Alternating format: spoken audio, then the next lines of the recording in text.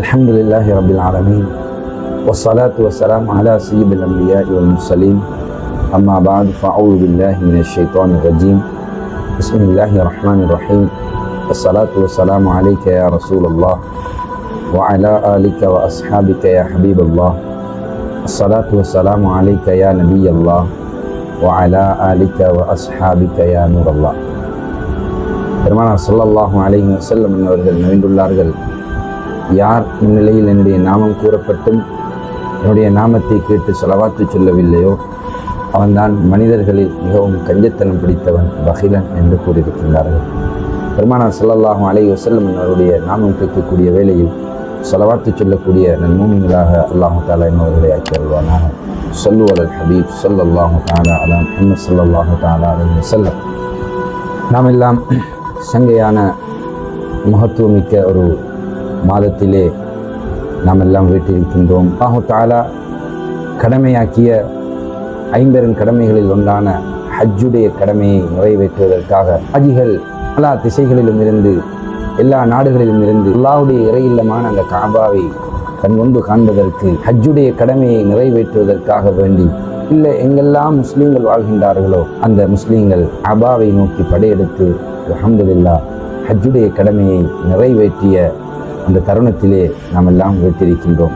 அல்லாஹ் தஆலா இந்த ஆண்டிலே கிட்டத்தட்ட 15,46,655 வெளிநாட்டிலிருந்து சென்ற ஹாஜிகள், கிட்டத்தட்ட 15,46,615 ஹாஜிகள் வெளிநாட்டிலிருந்து சென்றவர்கள். அதிலே ஆண்கள் 8,93,000 மேற்பட்ட ஹாஜிகளும், பெண் ஹாஜியானிகள் கிட்டத்தட்ட 8,13,000 பேருக்கு மேற்பட்ட ஹாஜியானிகளும் சென்றுள்ளார்கள். அல்ஹம்துலில்லாஹ். கிட்டத்தட்ட இந்த ஆண்டிலே ஹஜ்ஜிற்கு சென்றவர்கள் 17 லட்சத்துக்கு மேற்பட்ட ஹாஜிகள் அல்ஹம்துலில்லாஹ் அந்த கடமைகளை நிறைவேற்றி முடித்திருக்கின்றார்கள்.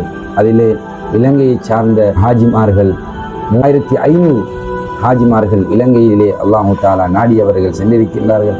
அந்த அடிப்படையிலே புல்மோட்டையிலும் இருந்து 5 பேர் அந்த ஹஜ்ஜுடைய கடமையை நிறைவேற்றுவதற்காக சென்றிருக்கின்றார்கள். அல்லாஹ் தஆலா அந்த சென்ற ஹாஜிகளுடைய அத்துணை ஹாஜிமார்களுடைய ஹஜ்ஜுகளையும் பொருந்திக் கொள்வானாக. அந்த ஹாஜிமார்களுடைய இந்த பொருந்திக் கொண்ட அந்த ஹஜ்ஜுடைய கடமையாக அவருடைய ஹஜ்ஜை ஏற்றுக்கொள்வானாக என்று வேண்டியதன் பின்னால், பிறந்து சகோதரர்களே, அல்லாஹ்வின் நல்லடியார்களே, பெருமானார் ஸல்லல்லாஹு அலைஹி வஸல்லம் அவர்கள் சொன்னார்கள், யார் ஹஜ்ஜுடைய கடமையை நிறைவேற்றுகின்றானோ அவன் எவ்வாறு ஆகின்றான் என்று சொன்னால், தன்னுடைய தாயுடைய கருவறையில் இருந்து வரக்கூடிய வேளையில் எவ்வாறு பாவமற்றவனாய் இந்த உலகத்திற்கு அவதரிக்கின்றானோ அதை போன்று ஹஜ்ஜுடைய கடமையை நிறைவேற்றக்கூடியவன் பாவங்கள் அனைத்தும் மன்னிக்கப்பட்டு விடும் என்று பெருமானார் ஸல்லல்லாஹு அலைஹி வஸல்லம் அவர்கள் கூறினார்கள். அப்துல்லாஹ் இப்னு அம்ர் இப்னு ஆஸ் ரலியல்லாஹு தஆலா அவர்கள் ஒரு நாள் பெருமானார் ஸல்லல்லாஹு அலைஹி வஸல்லம் இடத்தில் கேட்டார்கள், யா ரசூலல்லாஹ், எங்களால் அதிகமான பாவங்கள் நிகழ்ந்திருக்கின்றது, யா ரசூலல்லாஹ், எங்களுக்கான பாவம் மன்னிப்பு இருக்கின்றதா என்ற தோணியில் கேட்டார்கள். அதற்கு பெருமானார் ஸல்லல்லாஹு அலைஹி வஸல்லம் அவர்கள் சொன்னார்கள், ஒரு மனிதன் இஸ்லாத்திற்கு வருவதற்கு முன்னால் அவன் இஸ்லாத்தில் இல்லாமல் இருந்த காலத்தில் செய்த அந்த தவறுகளை அவன் கலிமா சொன்னதும் அல்லாஹ் அவனுடைய அத்துணை பாவங்களையும் மன்னித்து அவனை பாவங்களில் இருந்து தூய்மையானவனாக மாற்றுவது போன்று ஒரு அடியான் ஹஜ்ஜுடைய கடமையை நிறைவேற்றினால், அந்த ஹஜ்ஜுடைய கடமையை ஏற்றுக்கொள்ளப்பட்டால் அவன் அண்டு பிறந்த பாலகனைப் போல் மாறிவிடுகின்றான் என்று அண்ணலம் பெருமானார் ஸல்லல்லாஹு அலைஹி வஸல்லம் அவர்கள் கூறினார்கள். அருமையானவர்களே, ஹஜ் என்பது வெறுமனே ஒரு கடமை அல்ல, அது ஒரு உணர்வு. அருமையானவர்களே, இந்த ஹஜ்ஜுடைய கடமை என்பது ஒரு உணர்வாக இருக்கின்றது. அந்த காபாவை காண்பது, பெருமானார் ஸல்லல்லாஹு அலைஹி வஸல்லம் அவர்கள் சொன்னார்கள், யார் காபாவை கண்ட கணம் துஆ கேட்கின்றார்களோ முதலாவது பார்வையில் கேட்கக்கூடிய துஆ ஏற்றுக்கொள்ளப்படக்கூடிய துஆவாக இருக்கின்றது. அருமையானவர்களே, அல்லாஹ்வின் நல்லடியார்களே, அல்லாஹ்வுடைய அந்த இறை இல்லத்தில் தொழக்கூடிய தொழுகைக்கும் அல்லாஹ்வுடைய அந்த இறை இல்லமான காபாவில் செய்யக்கூடிய வணக்கத்திற்கும் ஏனைய இடங்களில் இல்லாத சிறப்புகளை அல்லாஹ் அந்த இடத்திலே வைத்திருக்கின்றான்.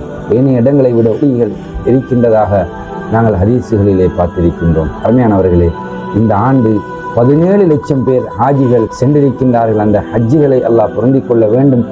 அதற்கான வசதி படைக்காதவர்கள், வசதி இல்லாதவர்களுக்கும் பெருமானார் ஸல்லல்லாஹு அலைஹி வஸல்லம் விட்டு வைக்கவில்லை. சில அமல்களை சொல்லித் தந்தார்கள் பெருமானார் ஸல்லல்லாஹு அலைஹி வஸல்லம். யார் இந்த அமலை செய்து வருகின்றார்களோ அவர்களுக்கும் ஹஜ்ஜுடைய நன்மை இருப்பதாக சொன்னார்கள். அந்த அடிப்படையிலே ஓரிரு அமல்களை நான் உங்கள் முன்னிலையில் சொல்லலாம் என்று நினைக்கின்றேன். பெருமானார் ஸல்லல்லாஹு அலைஹி வஸல்லம் அவர்கள் சொன்னார்கள், யார் ஒரு மனிதன் ஃபஜ்ர் தொழுகையை முடித்ததற்கு பின்னால் அந்த இடத்தில் இருந்து கொஞ்ச நேரம் குர்ஆனை ஓதி அல்லாஹ்வை திக்ர் செய்து அந்த நேரத்தை கழித்தவனாக இருந்து சூரியன் உதயமானதற்கு பின்னால் கொஞ்ச நேரத்துக்கு பின்னால் அவன் 2 ரகாத் இஷ்ராவும் கொஞ்ச நேரம் கழித்து துஹாவும் தொழுகின்றானோ, ஸல்லல்லாஹு அலைஹி வஸல்லம் சொன்னார்கள், 2 ஹஜ் 2 உம்ராவுடைய நன்மை அல்லாஹ் நமக்கு வழங்குகின்றான். பேரன்பு சகோதரர்களே, இன்று பல லட்சம் பல கோடிகள் செலவழித்து அந்த ஹஜ்ஜிற்காக குடும்பத்தினர்கள் செல்கின்றார்கள். இன்று நாங்கள் முயற்சி செய்தால், நாங்கள் ஆசை கொண்டால், அந்த ஹஜ்ஜுடைய நன்மை எங்களுக்கும் கிடைக்க வேண்டும் என்று விரும்பினால், நாங்கள் சுபஹ் தொழுகைக்கு பின்னால் உடனே எழுந்து சென்று விடாமல் அந்த இடத்தில் இருந்து குர்ஆனை ஓதி விக்ரில் எல்லாம் ஈடுபட்டு பெருமானார் மீது ஸலவாத்துக்கள் ஓதி அந்த நேரங்களை கழித்து நாங்கள் 2 ரகாத் இஷ்ரா துஹா தொழுவோமே, ஆனால் 2 ஹஜ்ஜி 2 உம்ராவுடைய நன்மை என்றால் பேரன்பு சகோதரர்களே, ஏன் நாங்கள் இதனை வீணாக்க வேண்டும்? அந்த காலை பொழுதை அல்லாஹ்வுடைய திக்ரோடும் குர்ஆனோடும் அந்த காலை பொழுதை நாங்கள் ஆரம்பித்தால், அந்த நாளையில் நாங்கள் செய்யக்கூடிய எல்லா விதமான தொழில் முயற்சியிலும் குடும்ப வாழ்க்கையிலும் அல்லாஹ் நிம்மதியை சந்தோஷத்தை ஏற்படுத்துகின்றான்.